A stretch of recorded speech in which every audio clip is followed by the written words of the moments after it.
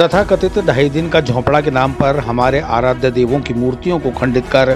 साक्ष्य छुपाने के प्रयास नहीं होंगे सफल।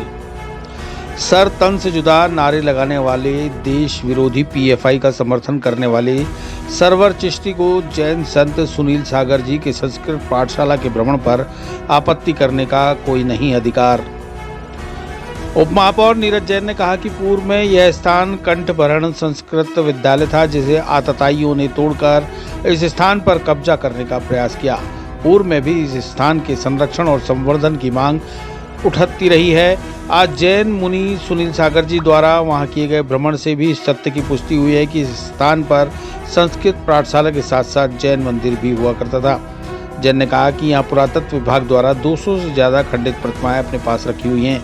जैन ने मांग की है कि काशी विश्वनाथ, अयोध्या और मथुरा की तरह इस स्थान का भी संरक्षण और संवर्धन कर यहाँ किए गए अवैध कब्जे को हटाया जाए। जैन संत सुनील सागर जी के संस्कृत विद्यालय पर विहार करने पर आपत्ति करने वाले सरवर चिश्ती की कड़े शब्दों में निंदा करते हुए जैन संत पर आपत्ति करने का विरोध करते हुए जैन ने कहा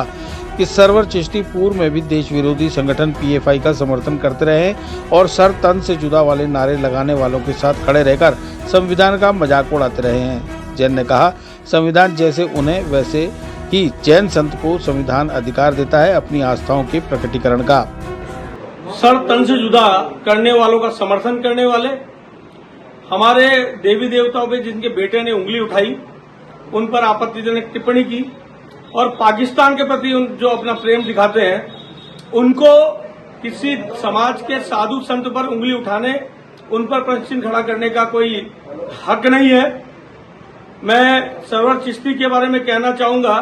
कि उन्होंने जो आज आपत्ति दर्ज कराई है उससे पहले ये देखें कि किस प्रकार से जैन जो हमारे आस्था के प्रतीक है उनके साथ तोड़फोड़ करके किस प्रकार से संस्कृत जो विद्यालय था उसको खंडित करके वहां पर जो प्रतिमा है उनको खंडित करके आताताइयों ने जिस प्रकार का कृत्य किया उसके खिलाफ अगर कोई कार्रवाई बात की जाती है, उन्हें पुनः उस संस्कृत विद्यालय जैन मंदिर के संरक्षण संवर्धन करने की बात की जाती है तो उनको इससे तकलीफ नहीं होनी चाहिए। किसी प्रकार की मर्यादा, किसी भी मर्यादा की विपरीत आचरण किसी साधु संत ने नहीं किया है, उनको इस पर कोई उंगली उठाने का अधिकार नहीं है।